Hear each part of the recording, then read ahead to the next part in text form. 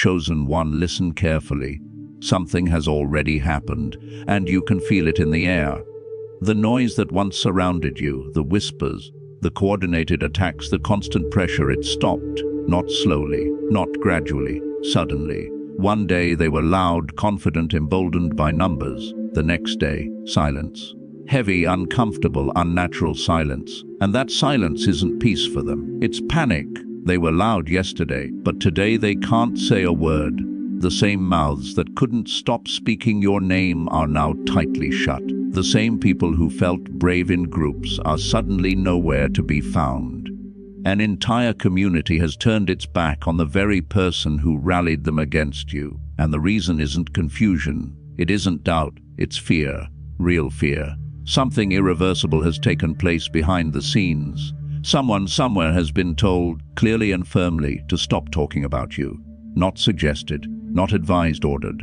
Legally, your name has become radioactive. Every mention now comes with consequences. Every word spoken carries risk. And the people who once enjoyed bullying you don't want to pay that price. Watch how fast loyalty evaporates when accountability shows up.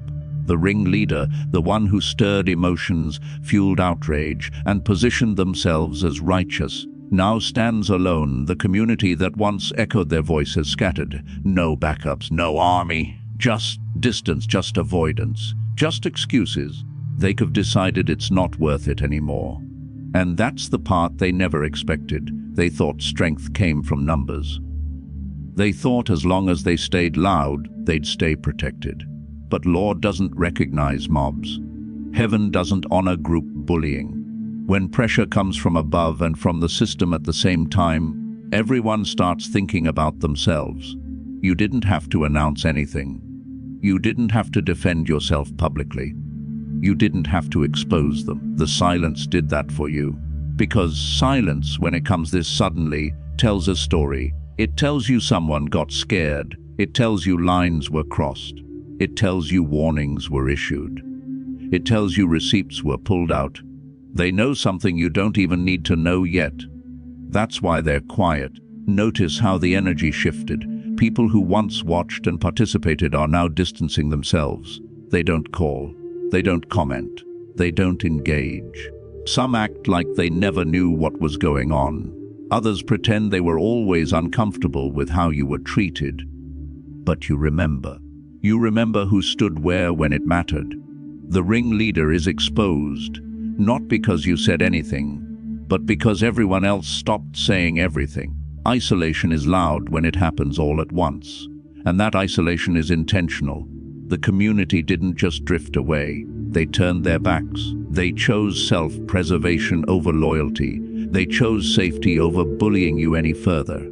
Because now bullying you comes with a cost. There is legal pressure at work here, but there's also something higher moving. Heaven and law are not in conflict in this situation, they're aligned. When someone weaponizes people, reputation, and influence against you, they don't just violate social rules.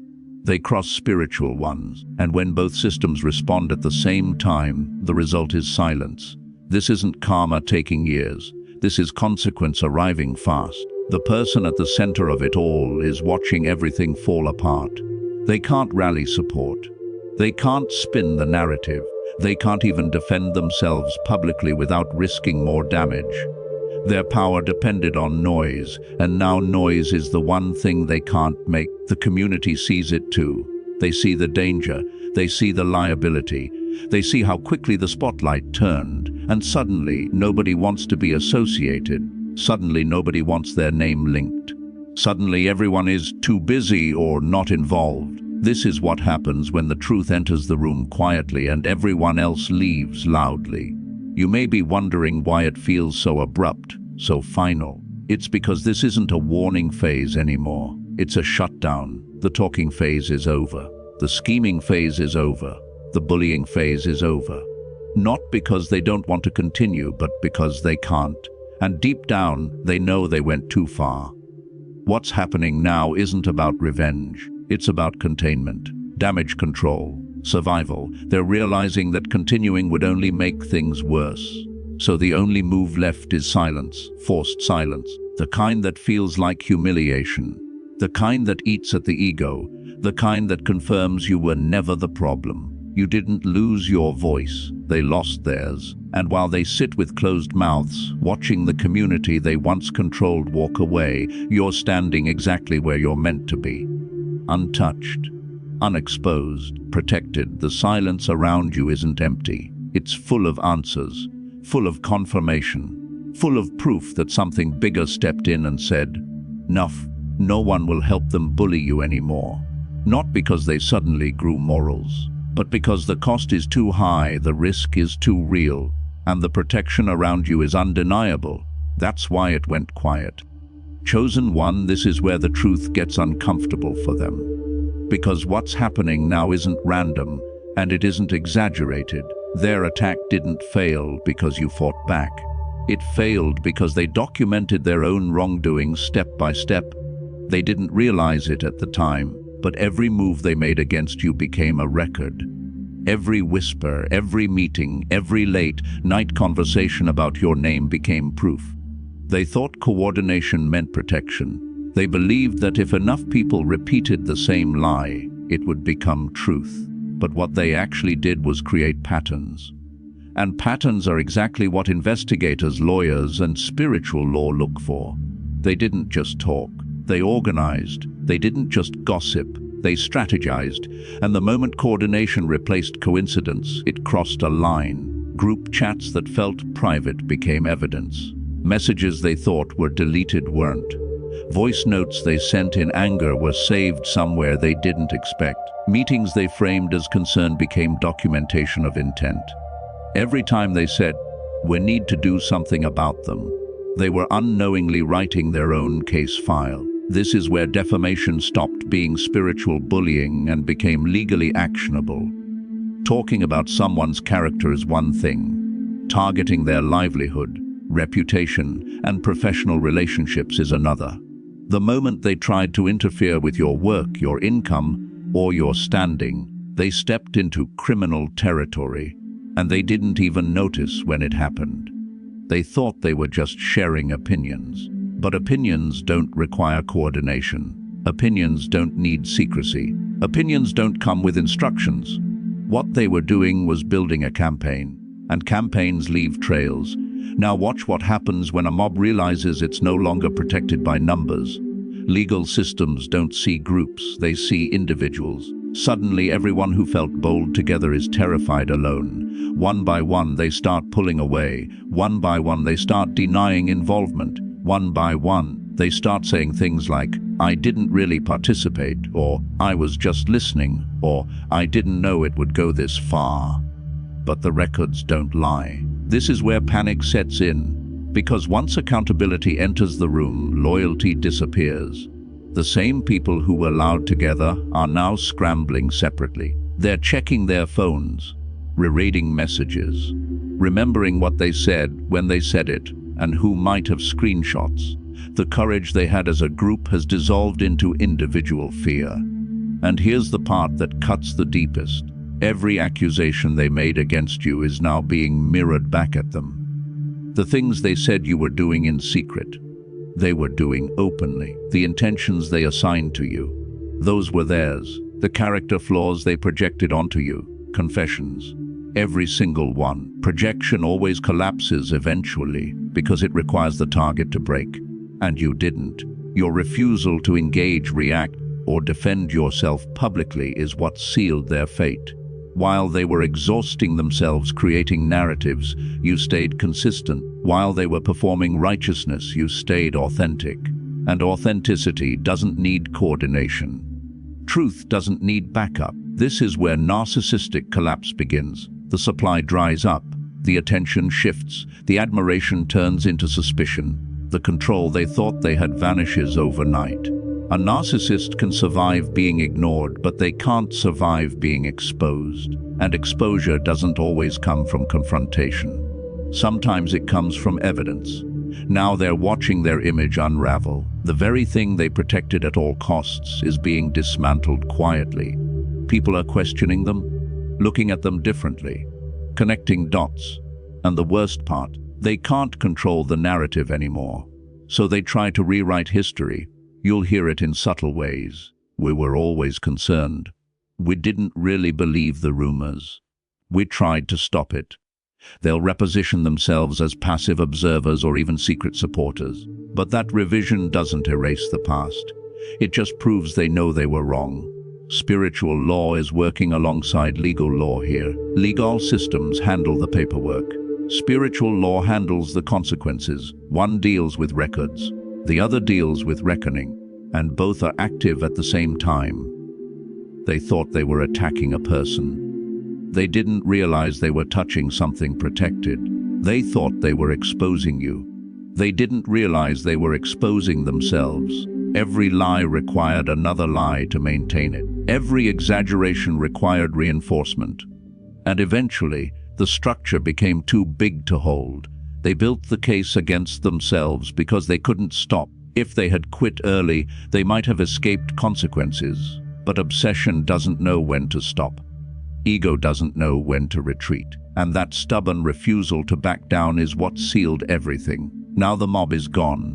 What's left are individuals facing their own reflection, their own words, their own actions, their own receipts. And you're not scrambling, you're not defending, you're not explaining, because you never needed to.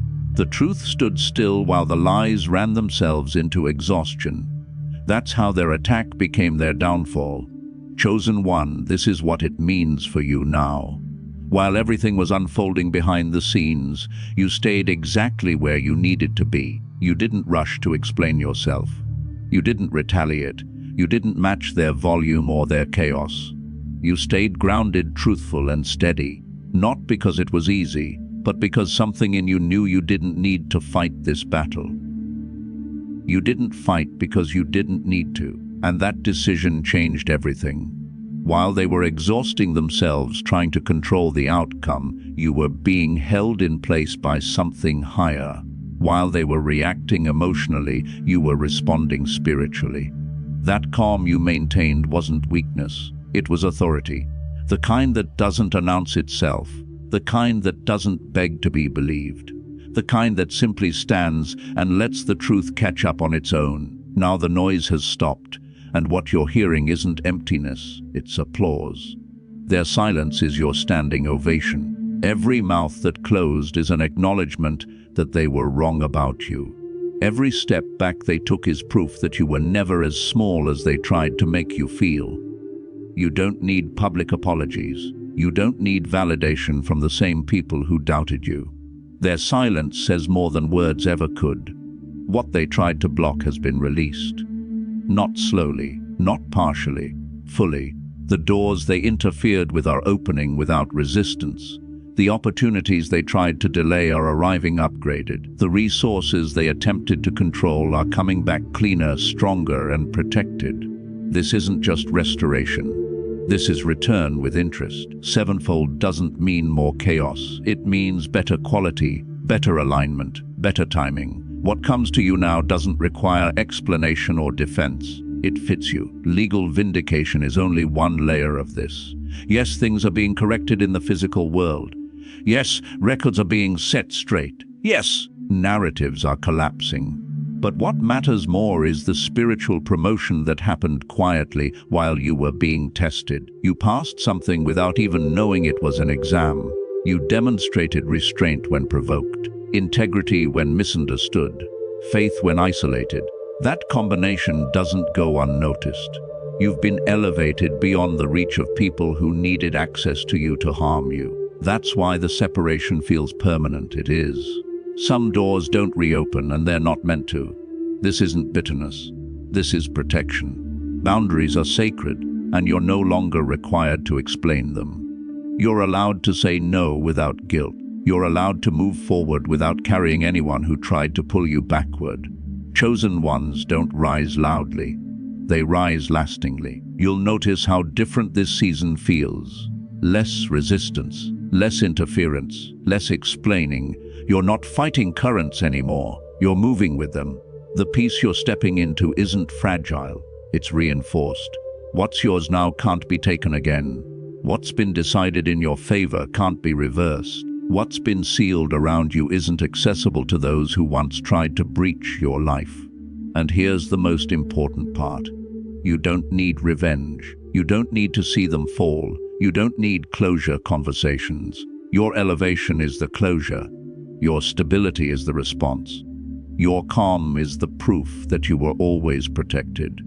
The people who couldn't stand your light won't be able to follow you into where you're going, but not because you shut them out, but because they don't have access. The version of you that tolerated confusion, disrespect, and chaos is gone. What remains is clarity, authority, peace. This doesn't mean you become cold, it means you become selective. Your energy is valuable now. Your time is guarded. Your presence is intentional. You've learned that not everyone deserves proximity, and not every explanation deserves your breath. Watch how different the world responds to you now. Conversations shift, opportunities align, doors open without force. People approach you with respect instead of assumptions. And those who once doubted you will watch from a distance, unsure how you moved so far without making noise. That's the mark of real promotion. You didn't rise by proving them wrong.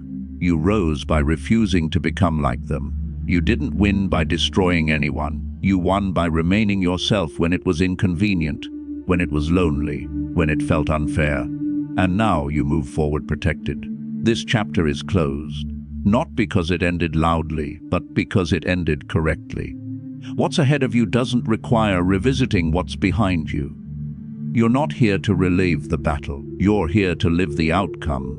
Stay grounded. Stay moving. What's been given to you now is permanent.